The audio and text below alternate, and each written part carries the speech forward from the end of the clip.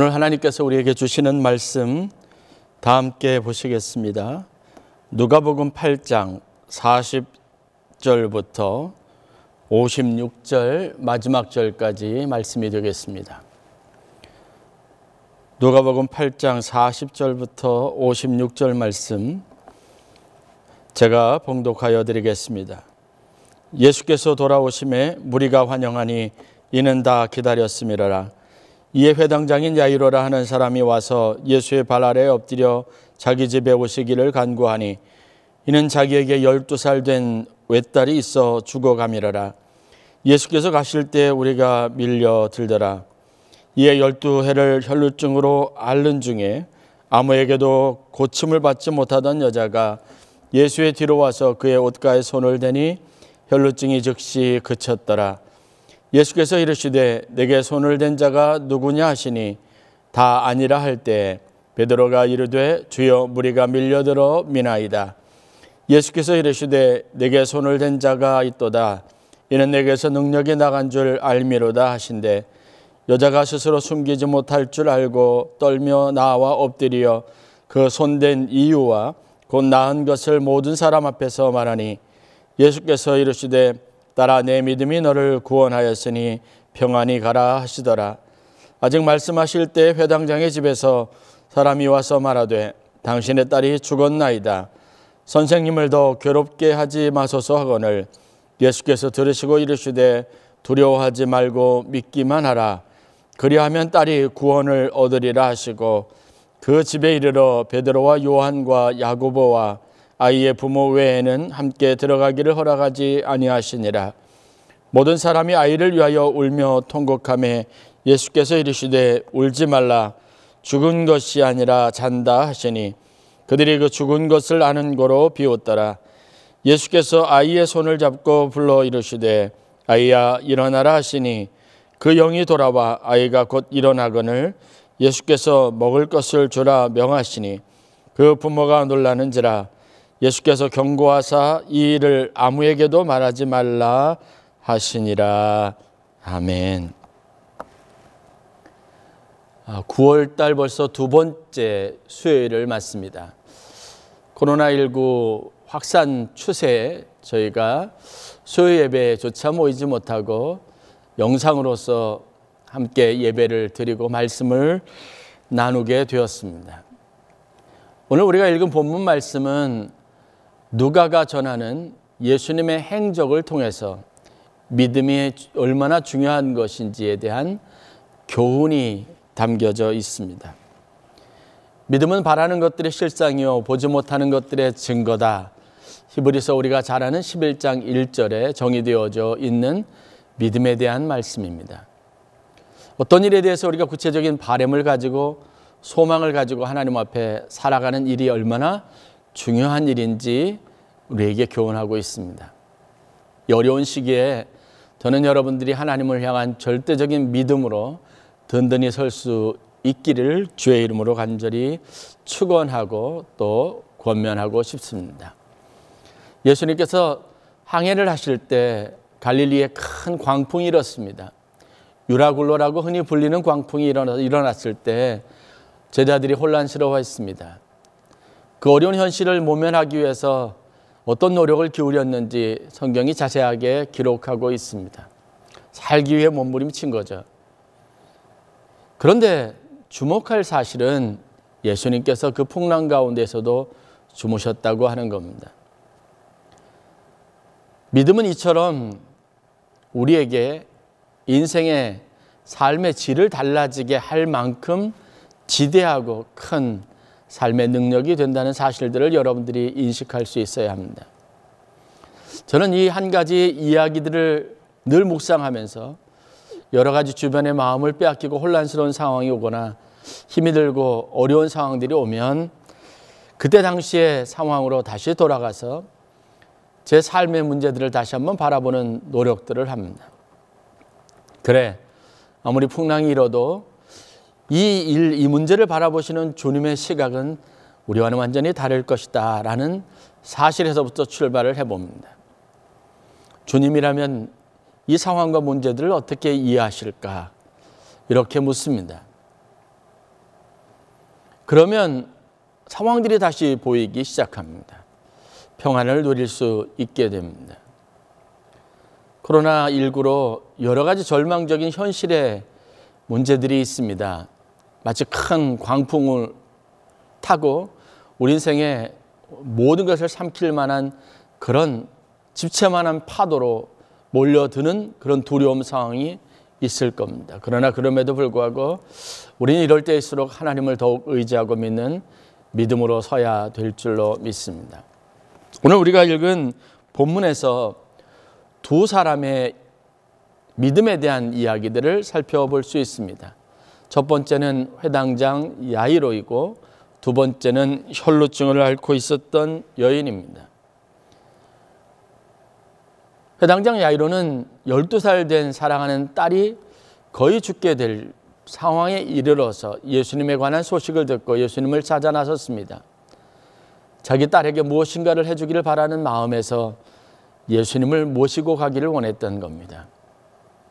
예수님이 야이로의 부탁을 받고 길을 떠나실 때 하나의 또 다른 사건들이 펼쳐지게 됩니다.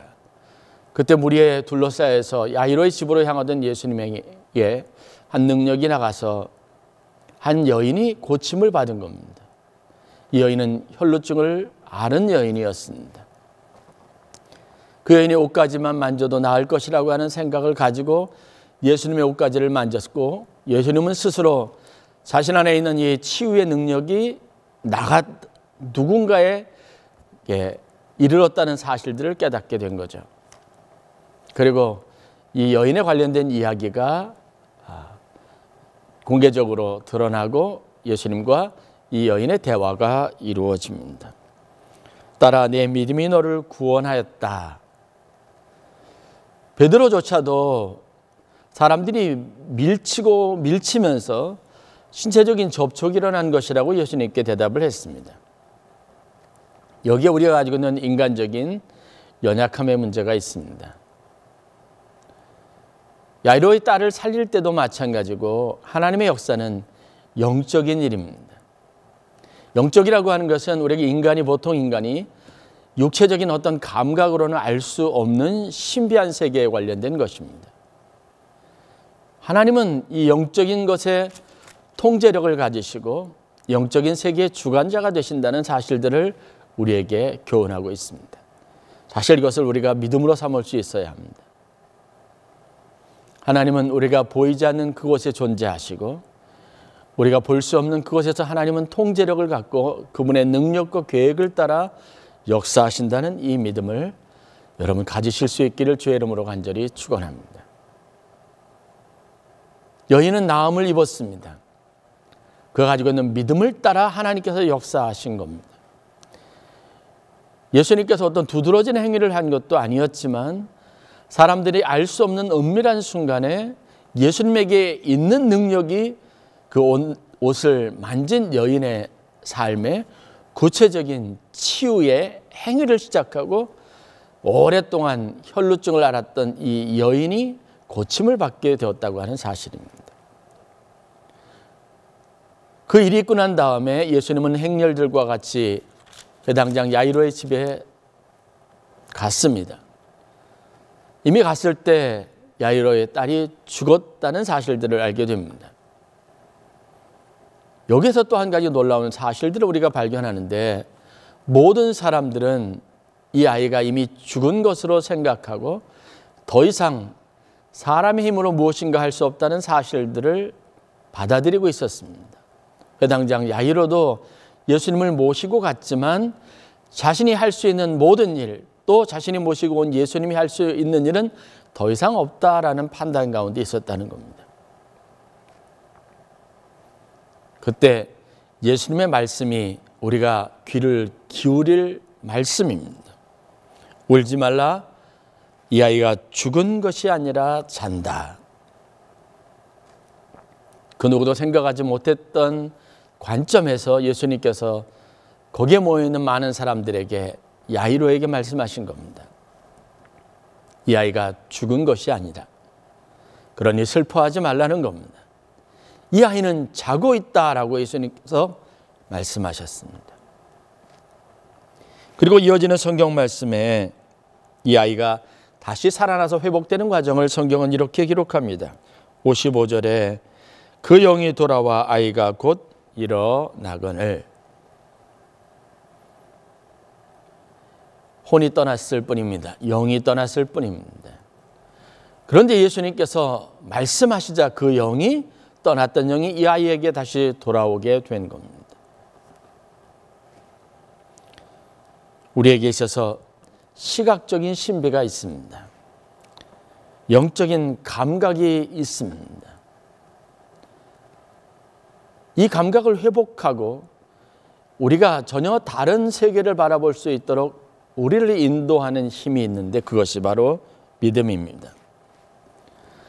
인간적으로는 사람들이 말하고 판단하는 바대로 죽은 것일 수 있으나 사람들이 수많은 무리들이 밀쳐서 사람들의 몸이 예수님의 신체 부위를 지나가는 그런 감지할 수 없는 특별하다고 느낄 수 없는 상황이지만 예수님은 그 상황에 특별한 것을 아신 것처럼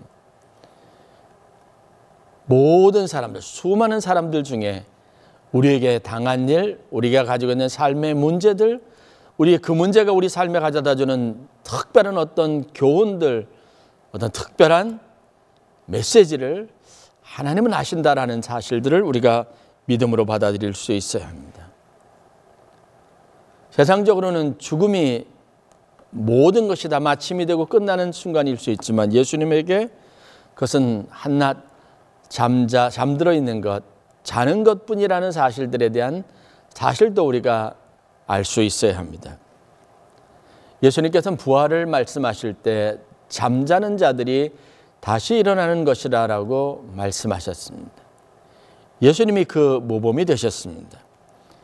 나사로의 무덤을 방문하셨을 때도 예수님은 그를 다시 깨워서 불러냈습니다. 어찌 보면 우리가 잠들어 있는 것일 수 있습니다. 우리가 의식이 반응하지 못하고 감각하지 못하는 문제가 우리 가운데 있을 수 있습니다. 왜냐하면 인간이기 때문에 그렇습니다. 그러나 여기에서 우리가 믿음으로 인정하고 믿음으로 소망해야 될 한 가지 가능성의 영역이 있습니다. 그것이 바로 하나님의 통치, 하나님의 영적인 세계, 하나님의 신비에 관련된 것입니다. 여러분의 삶에 처한 지금의 문제들을 영적인 관점에서 볼 수 있는 이 믿음을 여러분들이 다 소유하실 수 있기를 주의 이름으로 간절히 축원합니다. 믿음은 능력이 있습니다. 믿음은 우리에게 어떤 기대감을 갖도록 인도합니다. 그리고 그 믿음은 우리가 경험하는 실제가 될 것입니다. 성도로서 우리가 하나님을 믿을 때 우리에게 일어나는 역사들은 이와 같습니다.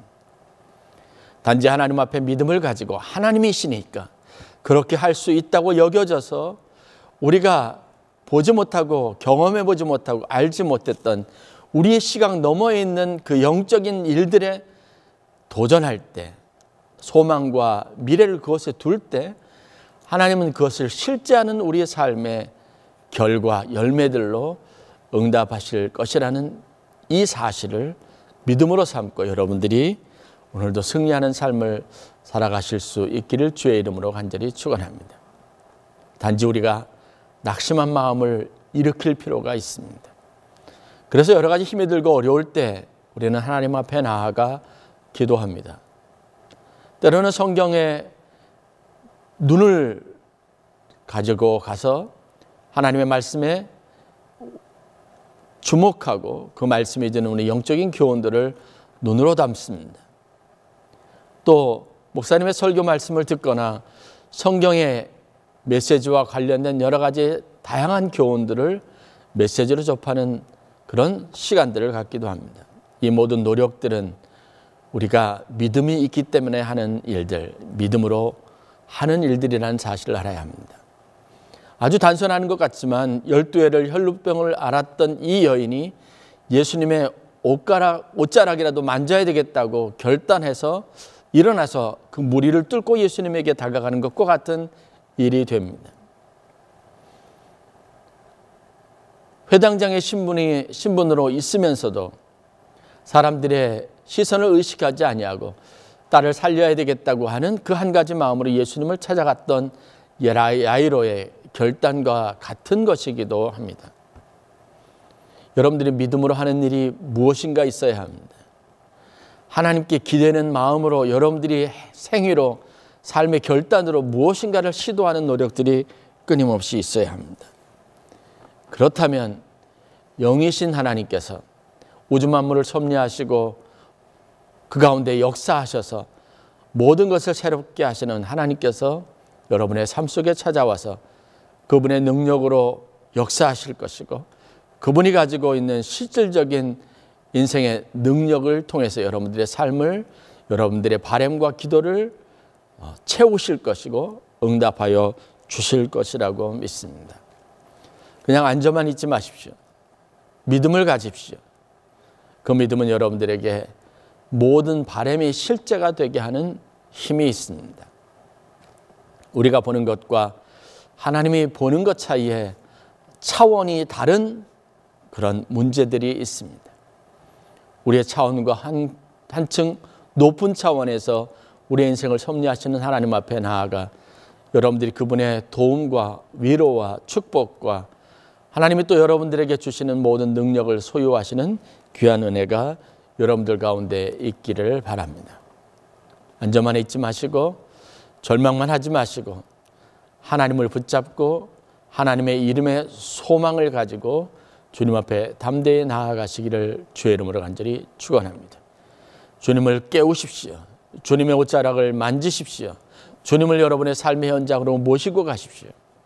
그때 여러분들은 영적인 차원에서 하나님의 또 다른 신비를 경험하게 될 것이고 하나님이 여러분들의 인생에 충분한 도움이 되시고 하나님이 여러분과 함께 하신다는 이 놀라운 사실들을 현실로 접하게 되는 축복을 누리게 될 줄로 믿습니다. 기도하겠습니다.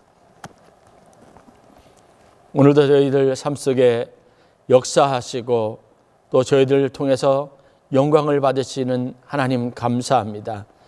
코로나19로 여러 가지 많은 혼란스러운 시기에 저희들이 마음의 작은 소망을 가지고 이번 주간이 마지막이 될 것이라는 기대를 가지고 근신하며 사회적 거리에 두기에 동참하며 우리가 교회를 찾기보다 우리의 처소에서 하나님 앞에 예배를 드리고 있습니다. 하나님, 정부가 기대하는 것처럼 우리가 기도하는 것처럼 이번 주간이 지나서 모든 일상들이 다시 시작될 수 있게 도와주시고 우리 교회에서의 예배도 다시 재개될 수 있도록 은혜를 베풀어 주시기를 원합니다. 이 일로 우리 인생에 찾아오는 큰 풍랑이 있습니다. 이 일로 우리가 실질적으로 경험하게 되는 삶의 어려움이 있습니다. 그러나 그럴 때 혼란스럽지 않게 붙잡아 주시옵소서. 잠자고 계시다 여겨지는 주님을 깨울 수 있는 믿음을 갖게 하여 주옵소서. 주님의 옷자락을 붙잡게 하여 주옵소서. 주님을 우리 삶의 현장으로 초청하여 하나님이 우리의 삶의 문제를 다루시는 것을 보게 하여 주옵소서. 믿음을 가질 때 저희들이 또 다른 영적인 차원에서 하나님의 일들을 기대할 수 있다는 이 말씀을 저희들의 마음에 깊이 새기게 하시고 주님을 깨울 수 있는 믿음의 사람, 내 믿음이 너를 구원하였다고 하는 주님의 이 놀라운 축복의 말씀을 접하고 듣고 응답의 기쁨을 누릴 수 있는 성도들이 되게 하여 주시옵소서. 한 주간 저희들이 살아가는데 주님은 충분한 도움이 되십니다. 믿음으로 승리하게 하시고 저희들이 늘 기도하는 것 하나님께서 구체적으로 이루시는 기쁨을 누리게 하여 주시기를 원합니다. 교회와 모든 성도들 가정들을 평안케 하여 주시고 하나님, 특별히 우리 젊은이들, 수험생들, 하나님 나라를 위해서 수고하고 애쓰는 모든 사람들 수고를 기억하여 주시고 저희들이 한 마음과 한 뜻을 품어 이 어려운 시기를 잘 이겨내고 하나님 우리에게 주시는 기쁨의 날에 서로가 하나님 얼굴을 대하고 하나님을 찬양하는 길 즐거움과 기쁨을 누리게 하여 주시옵소서. 감사하며 예수님의 이름으로 기도했습니다. 아멘.